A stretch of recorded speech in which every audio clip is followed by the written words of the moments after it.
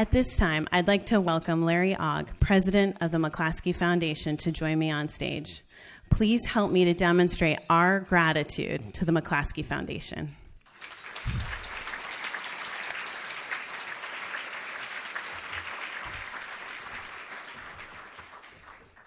Thank you, Lisa. It's a wonderful crowd today. Thank you all for joining us. It's my pleasure to welcome the Honorable Patrick Kennedy.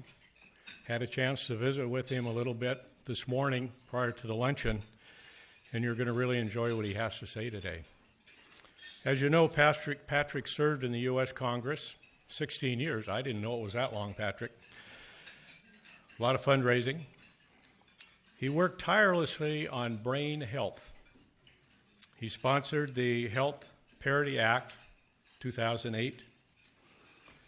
And since he left Congress, life continues, and he's really kept himself busy focusing on, again, brain health, his nonprofit, One Mind, and the Kennedy Forum, which will be in Seattle, he tells us this morning, next May. And go to his website, and you can find out more about One Mind and the Kennedy Forum. He's also published a new book, A Common Struggle. And I really thank you for writing this book. I learned so much and so much about you, Patrick. And I think one of the main things that I learned from this book that probably, and you didn't talk much about it at all this morning, but that family of yours, Amy and your 4 kids. And that's probably the best thing that he's done since leaving Congress was to marry Amy. So please welcome Patrick and enjoy his words today.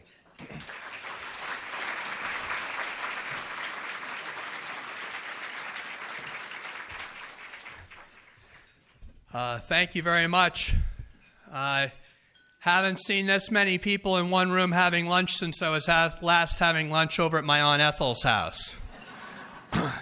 Some of you may have met other members of my family as they've come out here to the Northwest. My cousin Robert F. Kennedy Jr. has been a big champion for the environment. What better place to be a champion for the environment than here in the beautiful Northwest? You are blessed to live in this part of the country. I almost moved out here to come to school at Lewis and Clark. And those were the days when I was seeking a geographical cure. I thought if I just went west, I'd be okay. But so many people to acknowledge, and I want to thank Lisa, the board, and Pat and her staff. We had a chance this morning to go around the Children's Center. I just want to echo what Lisa said, and then I think all of you ought to visit that wonderful place. It is going to be a model of the kind of early intervention for children and their families that we ultimately, hopefully, will see in the next few years all across this country. Give that a round of applause, definitely. I want to thank Sheila for her advocacy and spreading the word as someone in the media can do so powerfully. We need to expel this kind of notion that these aren't things that we need to talk about. They're actually things we need to engage in because they affect every single one of our family members. And Sheila, through her own personal tragedy, has turned that into a powerful message that if we ignore these issues, we end up in a crisis in this country, which tragically we are in today because this country has failed to address properly the epidemic of suicide and of overdose that is claiming so many of our fellow Americans. And I thank Sheila for her courage to take her own personal story and make it a voice of hope for others. To the McClaskey Foundation, to my good friends Tom and Colleen, whose mother has been the hallmark of the Children's Center with her beautiful photo adorning the entrance there. I just want to say it is true that the greatest success I've had since leaving Congress is having a family. Now, I see my old colleagues on the Hill, and obviously, as you know, Congress isn't getting much done these days, right? They can't pass a bill to save their lives, right? There's nothing happening in Congress. So I left Congress in 2011, and since leaving Congress, I've had 4 children. So, whenever I see some of my former colleagues, they say, so what are you doing these days? And I said, I can't really tell you, but it's very productive. We're getting more done in my family household than the Congress is getting done in Washington, D.C. I love children, therefore. I love children, and I want to make sure that my children, as all of us hope for our own children and grandchildren, get a new model of care, one where they don't have to be self-conscious about identifying themselves as needing extra services, for those special education services, through those mental health services that many of them need. My wife is a school teacher, a public school teacher in South Jersey, and she says it's a shame that the only things I can do with my kids is either send them to the principal's office or give them detention. That's our model of dealing with children who have mental health crises, is to discipline them. It's the same model we have nationally towards anyone suffering from a mental illness or addiction. What do? We put them in jail. I think it's about time in this nation that we address these issues as the health issues they are, and address them in the healthcare system and not in the criminal justice system.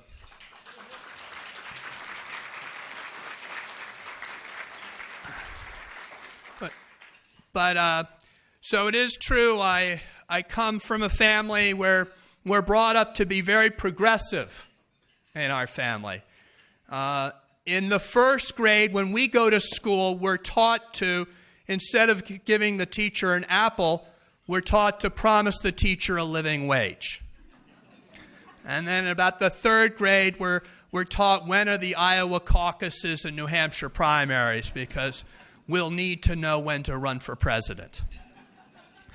So I got elected to the State House in Rhode Island at the age of 21 as the youngest member of the state legislature.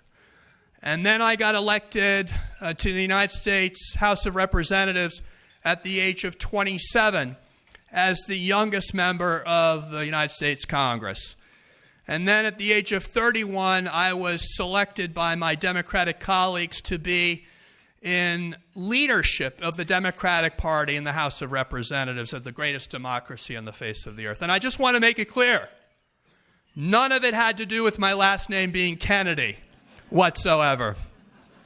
Matt, it was my good looks and personality that got me so far in politics. So I had this awesome opportunity by dint of my last name to go very far in life.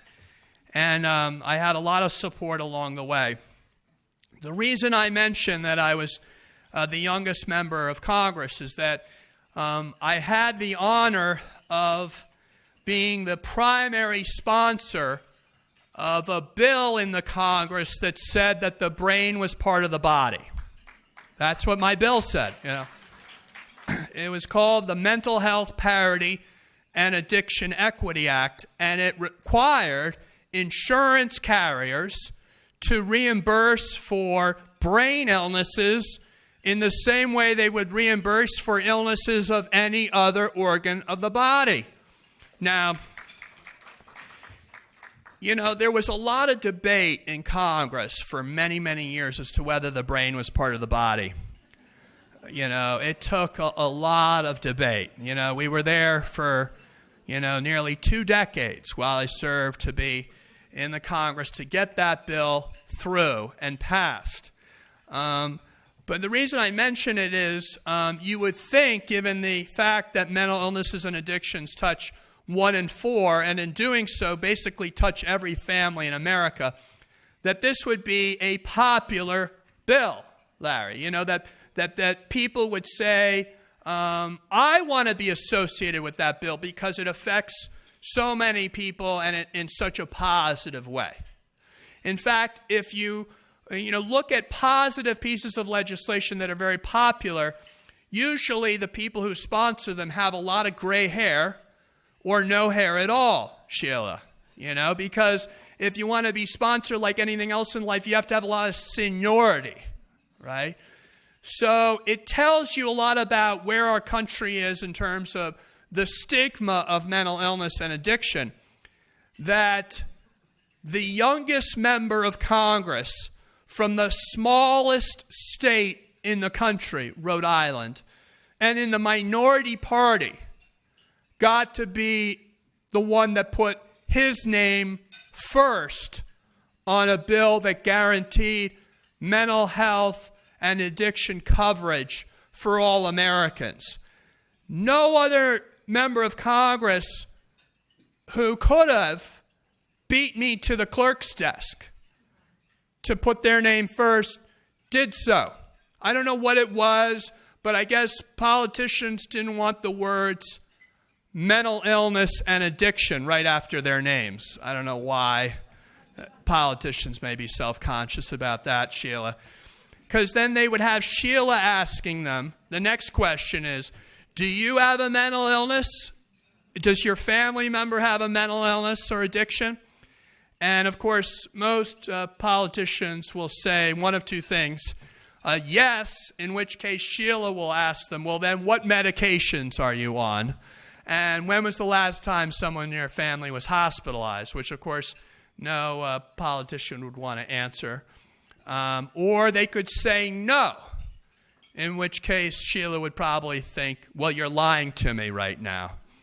And hence that is the reason why in government, as in Vancouver, as in any other part of our country or society, there isn't a lot of progressive advocacy for this cause, because the first order of business is for people to be public, to feel comfortable talking about it, and to be an advocate.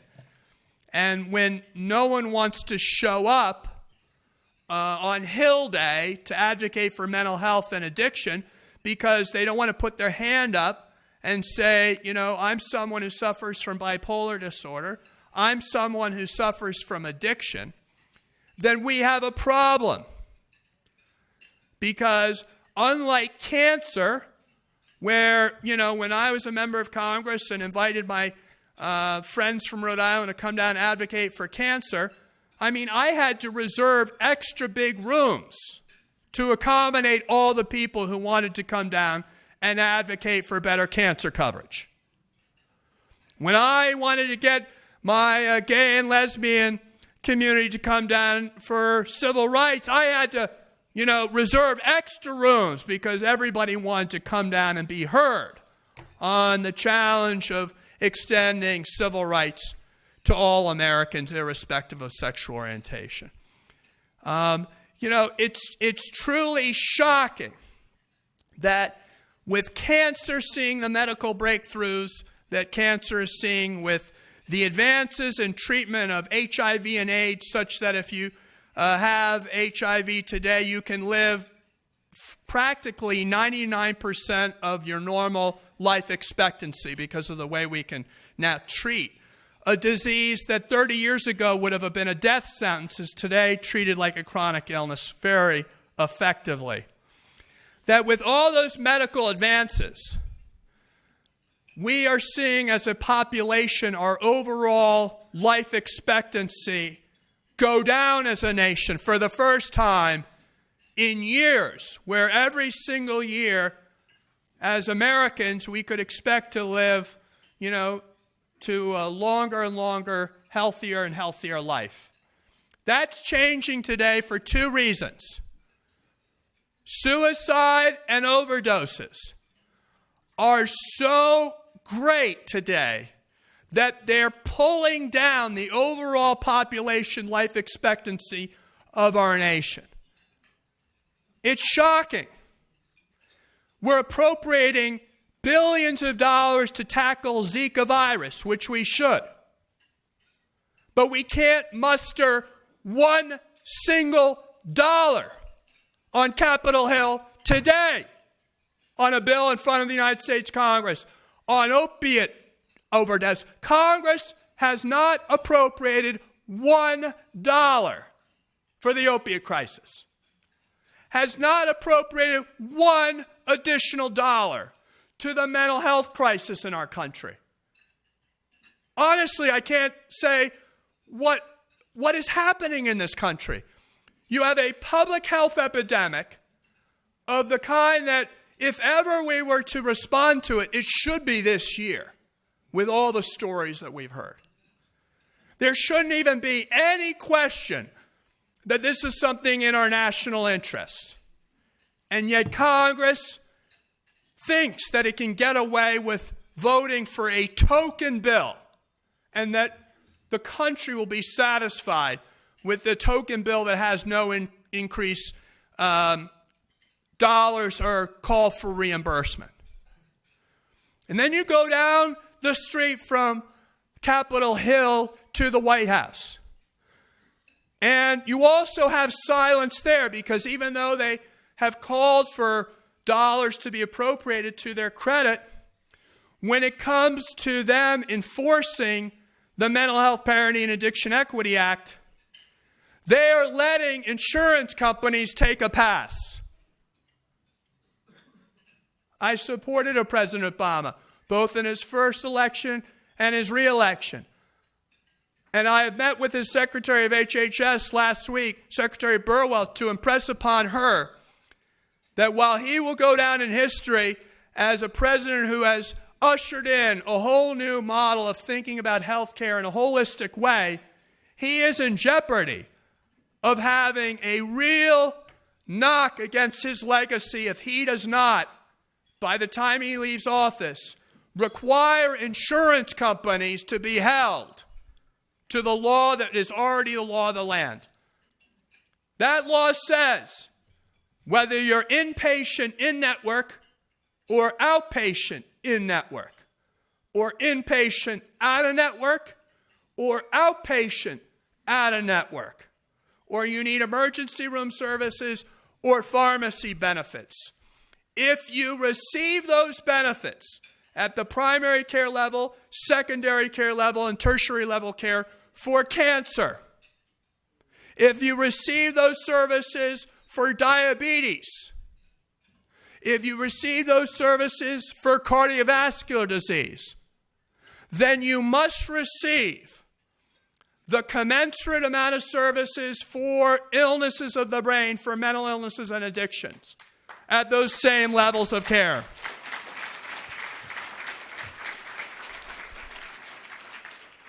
But you and I both know that's not the case.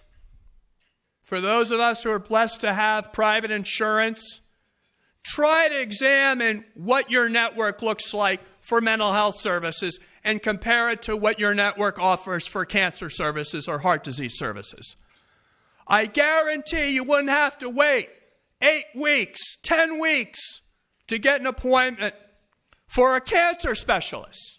I guarantee you wouldn't have to wait 2-3 months to get an appointment to meet with a cardiologist. I guarantee if you were diagnosed with a medical condition that you would not have your insurance company constantly calling up your doctor asking whether it is, effective and consistent with reimbursement for them to pay for that care, the way they do if you have a mental health condition. Guarantee. I guarantee if you get an emergency mental health situation that's coming into the emergency room and someone coming in with a diabetic shock, that they're not asking the person with diabetic shock, oh, well, we need to call your insurance company to get pre-authorization. But I know for sure that they're asking the doctor to call up if it's a mental health emergency for it to get reimbursed. You all know what I'm saying is the truth. And yet, how in this great nation could we so dramatically and overtly discriminate against people whose only fault is that their illness is an illness of the brain as opposed to an illness of any other part of their body. It doesn't make any sense. And here's where it doesn't make sense, not only from a humanitarian point of view, but it doesn't make sense from a dollars and cents. So in healthcare today, we know that those with underlying depression, anxiety, undiagnosed mental illness or addiction have 4 times the medical cost as those who don't. So by treating mental health, it's actually the one thing that can actually reduce overall costs in healthcare. But what do we do today? We often treat mental health as a carve-out, something separate from the management of one's overall health records. We even segregate the health information such that your doctors don't even know sometimes what medications you're on because we want added privacy for people with addiction treatment so that it's not even in your medical record.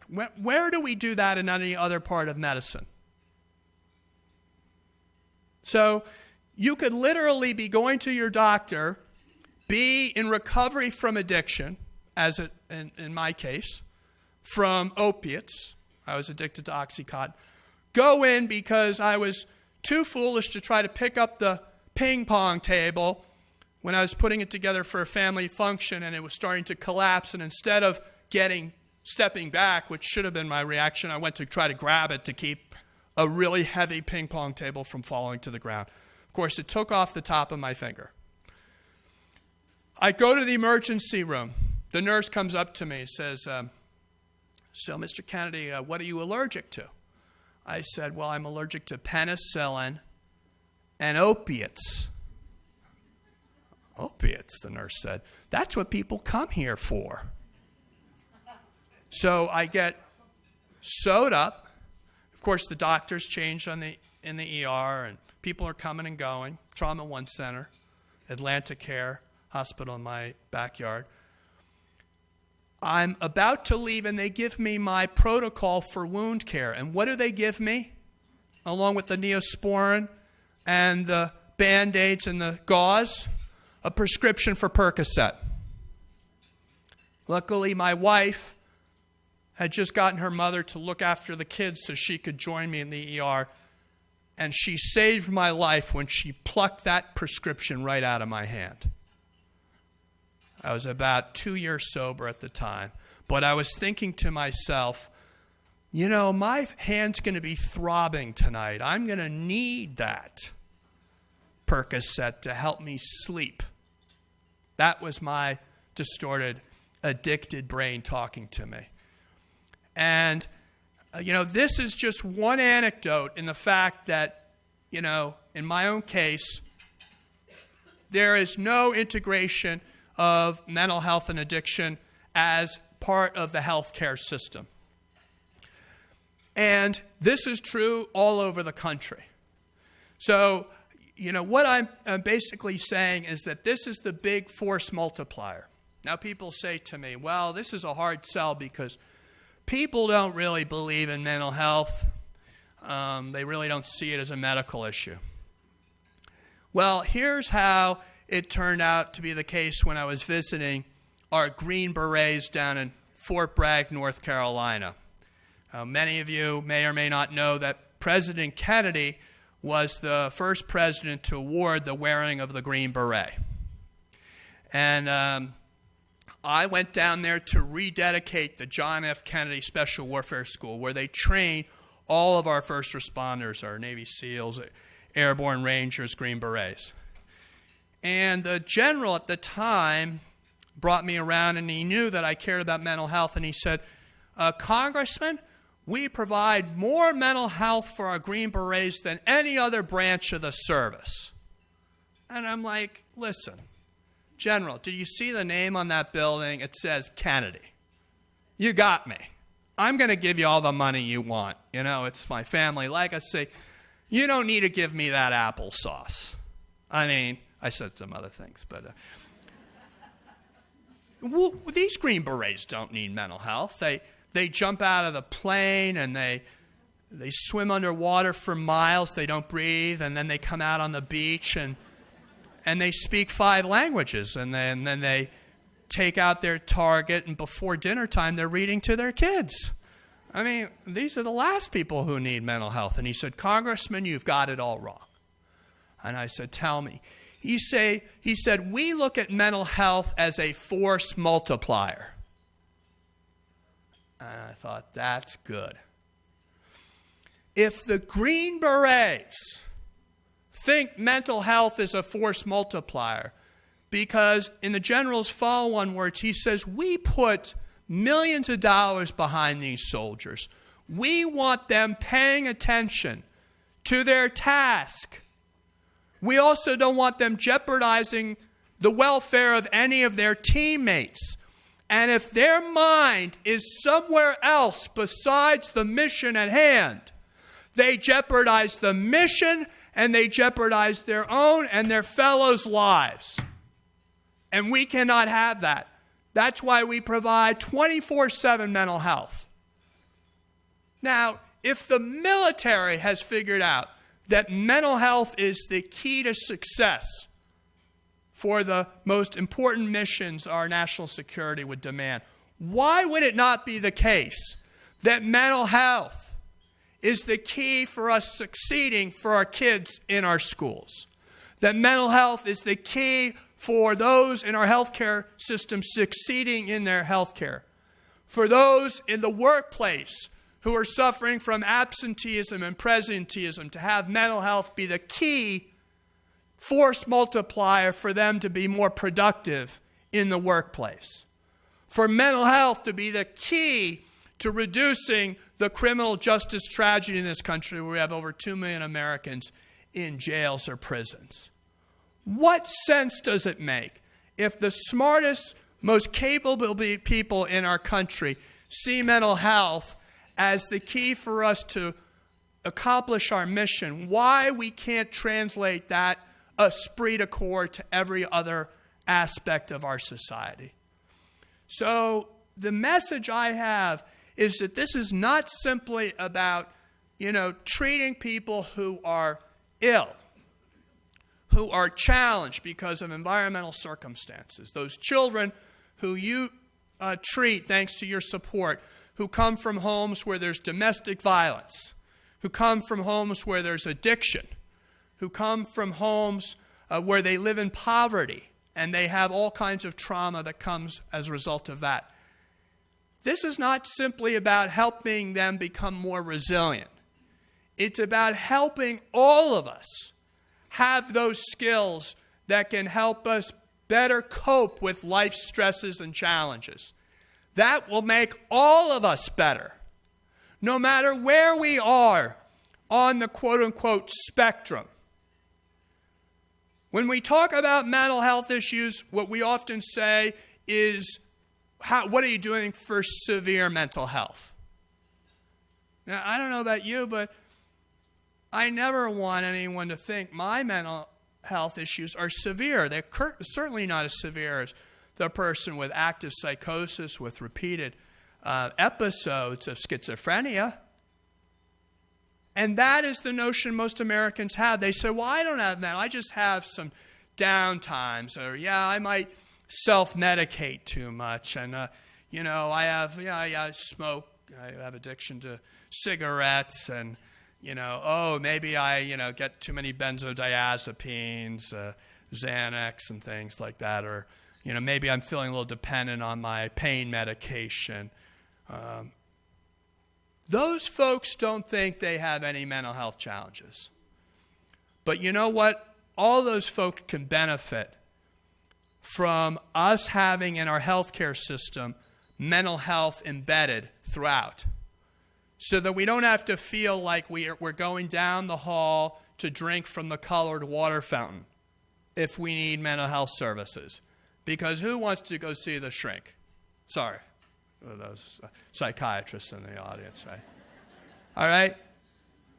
Who wants to do that? We don't want to be crazy people. That's the notion. So why can't our primary care physicians, our pediatricians, our gynecologists, our gerontologists, all physician groups treat mental health in the normal course of what they do in the practice of medicine. Because I guarantee you there's no practice of medicine that can adequately do the job if they're not also treating depression, anxiety, sexual trauma, childhood trauma. And they may say, well, listen, whoa, Congressman, we can't do all of that. Well, you know what our answer is? Well, then let's pay for collaborative care, so you as the physician don't have to do all of it.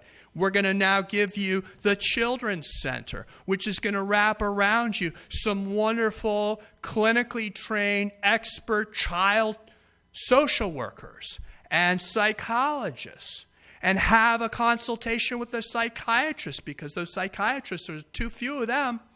So we need them consulting with their team to leverage their many years of medical school to the benefit of more people. What a great thought that would be.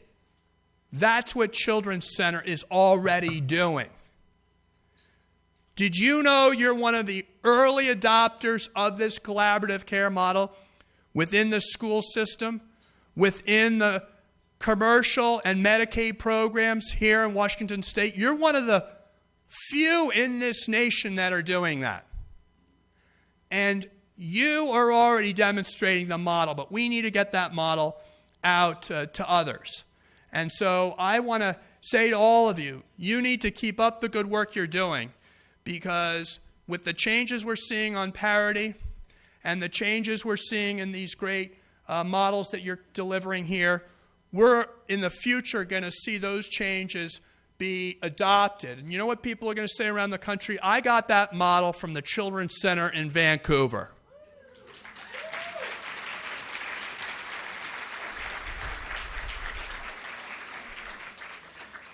So I hope that you continue to support this, but I also hope that you become public advocates. Whether you're Democrat or Republican, these illnesses know no party affiliation.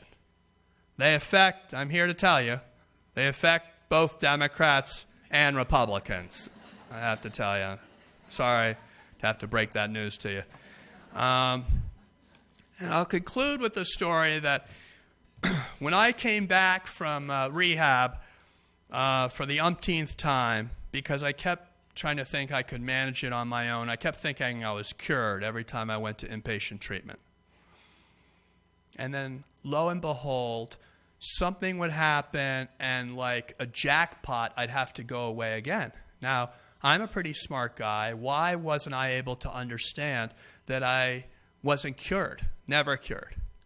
So, but that was the case. Here I was, the sponsor of the federal legislation to treat this as a chronic illness, and yet I failed to have the insight in my own illness to recognize that it was a chronic illness.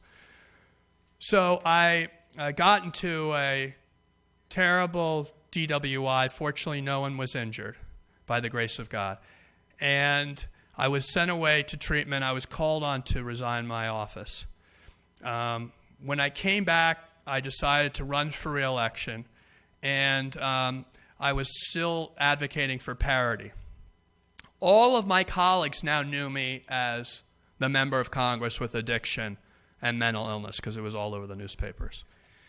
So to a member, they would stop me in the hallways and tell me their own stories, because there was no one else they knew who had these issues, even though I'm sure a lot of them had these issues. In fact, I learned about these issues from them affecting their own lives.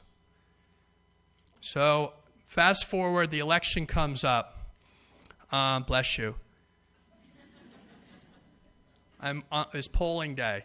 People are coming in to vote, and I have this guy come up to me who I knew did not like me, so I kind of try to get him out of my range of vision so I can say hello to these nice people over here, and I don't have to hear him chew me out, because he always chews me out. And he came up to me and did something very shocking. He said, "Patrick, I've never voted for you." And I said, I know that. He said, But you know what? In this election, I'm going to vote for you because I have a family members affected. And I know that you know what it's like. And I also know that you're the only one I can see in the Congress who's actually trying to do something about it. And so for that one reason, I'm going to vote for you in this election. I knew that morning I had won the election because of that guy. And when the polling returns came in later that evening, not only did I win that election, if you can believe it, I won it with the greatest plurality of any one of the elections I had ever run in. Was the election immediately following my DWI. Now go figure. I'm not encouraging anyone to go get a DW and think they have any kind of political future. But it was the session when I got back from being reelected that we passed the parity law.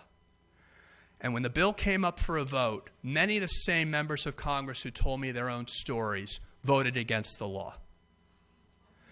And when I never betrayed their confidence, but I went up to them, I would see them in the hallway, say, hey, listen, how was it that you couldn't vote for that thing? And they said, Patrick, I don't come from the same part of the country you come from. I come from the buckle of the Bible Belt. And in my part of the country, these are still looked upon as being moral failings, not medical issues. They're still seen as character flaws, not chemistry issues.